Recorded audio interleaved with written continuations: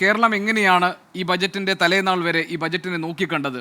Minister Shri M P Rajesh, നമ്മൾ 24,000 കോടി രൂപയുടെ ഒരു പാക്കേജ് നമ്മുടെ ആവശ്യത്തിന് മുൻപന്തിയിലുണ്ടായിരുന്നു. കാരണം ഈ കേന്ദ്ര വിഹിതം കുറയുന്നതും GST വരുമാന വിഹിതം പങ്കുവെക്കുന്നതുമായി ബന്ധപ്പെട്ട പ്രശ്നങ്ങളിലൊക്കെ കേരളം നേരിടുന്ന വലിയ സാമ്പത്തിക പ്രതിസന്ധിയെ മറികടക്കാൻ പിന്നെയാണ് ഈ മുണ്ടക്കൈ ചൂരൽമല ദുരന്തത്തെ തുടർന്ന് അതിൻ്റെ പുനരധിവാസത്തിന് വേണ്ടി ഒരു 2,000 കോടി രൂപയുടെ പാക്കേജ്, ഇങ്ങനെ നമ്മളൊരു 16 ഇന ആവശ്യങ്ങൾ കേന്ദ്രത്തിൻ്റെ പരിഗണനയ്ക്കായി വെച്ചിരുന്നു.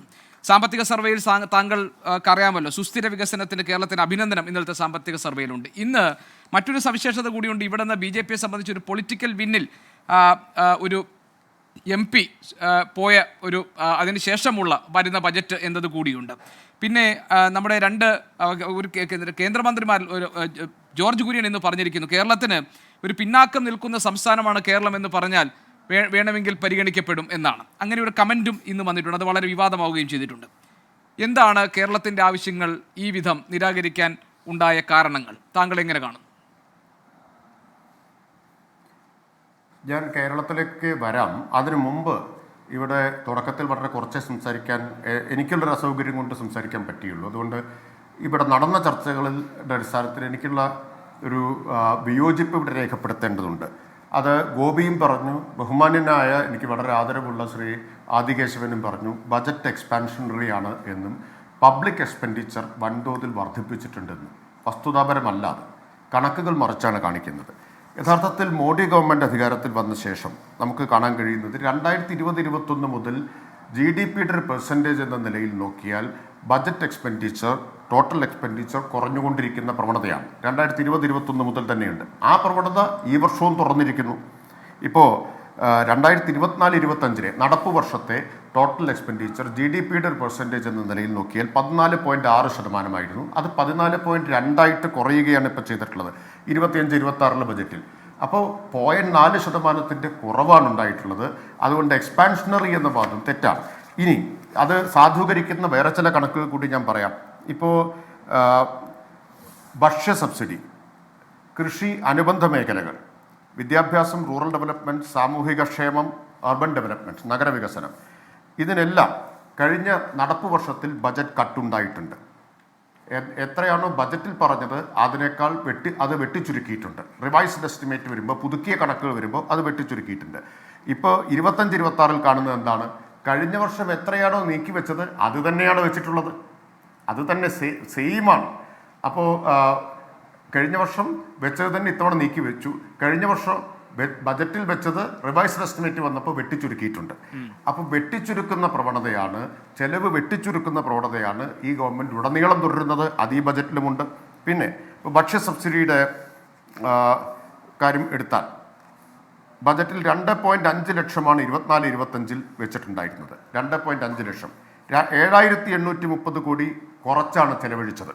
7,830 കോടി. ഇത്തവണ വെച്ചിട്ടുള്ളത് എത്രയാണ്? 2.3 ലക്ഷം, 2.03 ലക്ഷം. അതായത് കഴിഞ്ഞ വർഷത്തെ ബജറ്റിൽ 2.05 ലക്ഷം കോടി, ലക്ഷമല്ല, ലക്ഷം രൂപയല്ല, ലക്ഷം കോടി ബജറ്റിൽ ഭക്ഷ്യ സബ്സിഡിക്ക് വേണ്ടി നീക്കി വെച്ചു. അതിൽ 7,830 കോടി കുറച്ചേ ചെലവഴിച്ചുള്ളൂ. ഇത്തവണ നീക്കി വെച്ചത് തന്നെ കഴിഞ്ഞ തവണ നീക്കി വെച്ചതിനേക്കാൾ കുറവാണ്. അപ്പം എങ്ങനെയാണ് ബജറ്റ് എക്സ്പാൻഷനറി ആണ് എന്ന് പറയാൻ പറ്റുന്നത്? ഇനി വേറൊരു ഉദാഹരണം നമുക്ക് നോക്കാം. വിദ്യാഭ്യാസത്തിൻ്റെ കാര്യം എടുക്കുക. കഴിഞ്ഞ വർഷം ബജറ്റ് ചെയ്ത ഫിഗർ എത്രയാണ്? 1.26 ലക്ഷം കോടി രൂപ. ചെലവഴിച്ചത് 11,584 കോടി കുറവ്. അത് 11,584 കോടി കുറവാണ്. ഈ വർഷത്തെ വർധനവ് കഴിഞ്ഞ വർഷത്തേക്കാൾ 3,000 കോടി മാത്രം, 3,012 കോടി കൃത്യമായിട്ട് പറഞ്ഞാൽ വർധനവ്. അപ്പോൾ എങ്ങനെയാണ് ബജറ്റ് എക്സ്പാൻഷനറി ആവണത്? അപ്പോൾ അതുപോലെ തന്നെ ഈ വേറെയും കണക്കുകളുണ്ട്. ഇപ്പോൾ കൃഷിയുടെ കാര്യം പറഞ്ഞു. കൃഷിയുടെ മാത്രം എടുത്താൽ, അഗ്രികൾച്ചർ ആൻഡ് അലൈഡ് സെക്ടർ എടുത്താൽ ബജറ്റ് എസ്റ്റിമേറ്റ്, ബജറ്റിലെ കണക്ക് 1.5 ലക്ഷം കോടിയായിരുന്നു. ചെലവഴിച്ചത് 10,992 കോടി കുറവാണ്. 10,000 കോടിയിലധികം, 11,000 കോടിയോളം കുറവാണ് ചെലവഴിച്ചത് കഴിഞ്ഞ തവണത്തെ ബജറ്റിൽ വെച്ചതിനേക്കാൾ. അപ്പോൾ ഇത്തവണ ഏതാണ്ട് സമാനമായ തുക മാത്രമാണ് അവിടെ നീക്കി വെച്ചിട്ടുള്ളത്. ഇങ്ങനെ നിരവധി ഉദാഹരണങ്ങൾ കാണാം. ഏറ്റവും വലിയ ഉദാഹരണം തൊഴിലുറപ്പാണ്. തൊഴിലുറപ്പ് പദ്ധതിയിൽ 86,000 കോടിയാണ് വെച്ചത്. 86,000 കോടി തന്നെയാണ് ഇപ്പോഴും വെച്ചിട്ടുള്ളത്. ഇപ്പോൾ കേരളം തൊഴിലുറപ്പിൽ ഇന്ത്യയിൽ ഏറ്റവും മികച്ച നിലയിൽ നടപ്പാക്കുന്ന സംസ്ഥാനമാണ്. ഇന്ത്യയിൽ ഏറ്റവും മികച്ച നിലയിൽ തൊഴിലുറപ്പ് നടത്തിപ്പിന്റെ 9 മാനദണ്ഡങ്ങൾ എടുത്താൽ 5-ൽ കേരളം ഒന്നാമതും 4 കേരളം ദേശീയ തലത്തിൽ രണ്ടാമതുമാണ്. അത്ര മികച്ച നിലയിൽ നടപ്പാക്കുന്ന സംസ്ഥാനമാണ്. നമ്മൾ എത്രയാണോ ആവശ്യപ്പെടുന്നത് അത്രയും തൊഴിൽ ദിനങ്ങൾ നമുക്ക് കിട്ടുന്നില്ല. അപ്പോൾ എന്തുകൊണ്ടാണ്? കാരണം തൊഴിലുറപ്പ് പദ്ധതിക്ക് ആവശ്യമായിട്ടുള്ള വിഹിതം നീക്കിവെക്കുന്നില്ല എന്നതാണ്. അപ്പോൾ ഈ നിലയിൽ നോക്കിയാൽ ഇനി പട്ടികജാതി പട്ടികവർഗ വിഭാഗങ്ങളുടെ കാര്യം എടുത്തു നോക്കൂ. എന്താണ് പഴയ പ്ലാനിംഗ് കമ്മീഷന്റെ ഗൈഡ് ലൈൻ?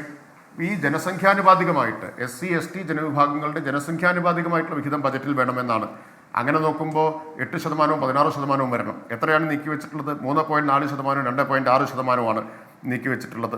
അപ്പോൾ ഇങ്ങനെ കണക്കുകൾ നോക്കിക്കഴിഞ്ഞാൽ ബജറ്റിൽ യഥാർത്ഥത്തിൽ ചെലവ് ചുരുക്കലിന്റെ പ്രവണത തുടരുകയാണ്. മോഡി ഗവൺമെന്റിന്റെ എല്ലാ കാലത്തും ഉണ്ടായിട്ടുള്ളത് പോലുള്ള ചെലവ് ചുരുക്കലിന്റെ പ്രവണത തുടരുകയാണ്. ഒന്ന്.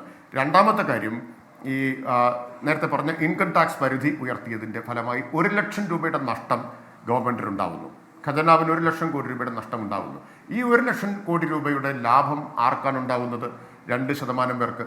ഇൻകം ടാക്സ് നൽകുന്ന 2% പേർക്ക്. അവരുടെ കയ്യിൽ ഡിസ്പോസിബിൾ ഇൻകം കൂടുതൽ എത്തിച്ചത് കൊണ്ട് ഈ കൺസംഷൻ ഡിമാൻഡ് നമുക്ക് വർദ്ധിപ്പിക്കാൻ കഴിയും. ആഭ്യന്തര ഡിമാൻഡിനെ വർദ്ധിപ്പിക്കാൻ കഴിയും. അത് എക്കോണമിയെ ചലിപ്പിക്കാനും ഉത്തേജിപ്പിക്കാനും സഹായിക്കുന്നതാണോ? മറിച്ച് ചെയ്യേണ്ടിയിരുന്നത് എന്താണ്? ചെയ്യേണ്ടിയിരുന്നത് ഗണ്യമായിട്ട് പബ്ലിക് എക്സ്പെൻഡിച്ചർ കൂട്ടുക എന്നതാണ്. അതിനുവേണ്ടി കോർപ്പറേറ്റുകളിലും സമ്പന്ന വിഭാഗങ്ങളിലും നികുതി അധികം ചുമത്തുക എന്നതായിരുന്നു. എക്കണോമിക് സർവേയുടെ തന്നെ വേറൊരു കണക്ക് നോക്കൂ. എക്കണോമിക് സർവേ ചൂണ്ടിക്കാണിക്കുന്നത് പ്രോഫിറ്റ് ടു GDP റേഷ്യോ, അതായത് ആഭ്യന്തരോൽപാദനത്തിൽ ലാഭത്തിന്റെ വിഹിതം 2008 ശേഷം ഏറ്റവും ഉയർന്ന വർഷമാണ് 2024. 2008 ശേഷം ഏറ്റവും ഉയർന്ന വർഷമാണ്. അതാണ് പ്രോഫിറ്റ്സ് സർജ് വേജസ് ലാഗ് എന്നാണ്. ഒരു ഭാഗത്ത് പ്രോഫിറ്റ് ലാഭം ഗണ്യമായിട്ട് കുതിച്ചുയരുന്നു, പക്ഷേ എന്തുണ്ടായി? വേജസ് സ്റ്റാഗ്നേറ്റ് ചെയ്തു, മുരടിച്ചു നിന്നു. ഈ വേതനത്തിൽ വർധനവുണ്ടായിട്ടില്ല.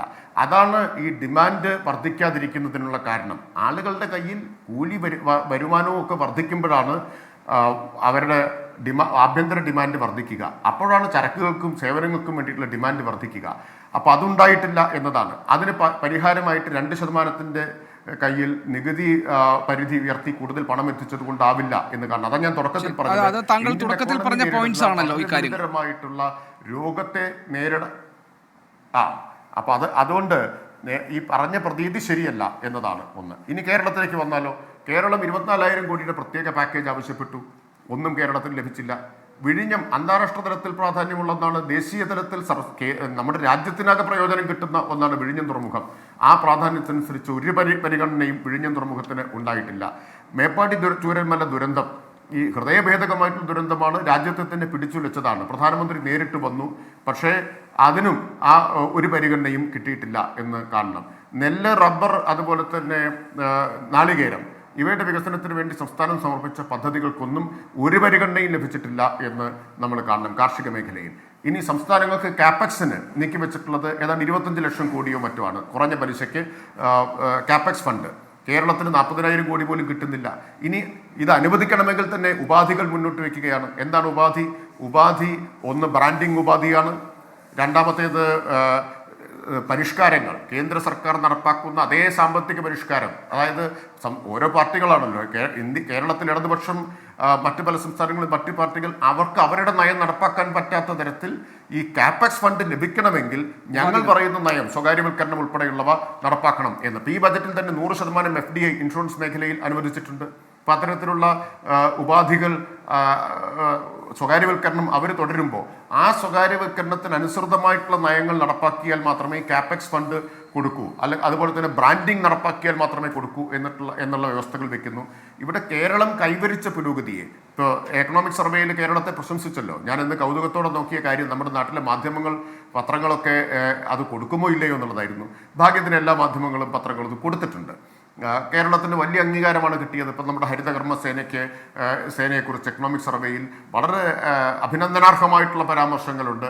അതുപോലെ തന്നെ സുസ്ഥിര വികസനത്തെക്കുറിച്ചുണ്ട്. നമ്മുടെ മാലിന്യ നിർമ്മാർജ്ജന ശ്രമങ്ങളെക്കുറിച്ച് അതിൽ അഭിനന്ദനാർഹമായിട്ടുള്ള പരാമർശങ്ങളുണ്ട്. സ്വയം സഹായ സംഘങ്ങളെക്കുറിച്ചുണ്ട്. നമ്മുടെ ഒരു സിനിമയിൽ പറയുന്നുണ്ടല്ലോ,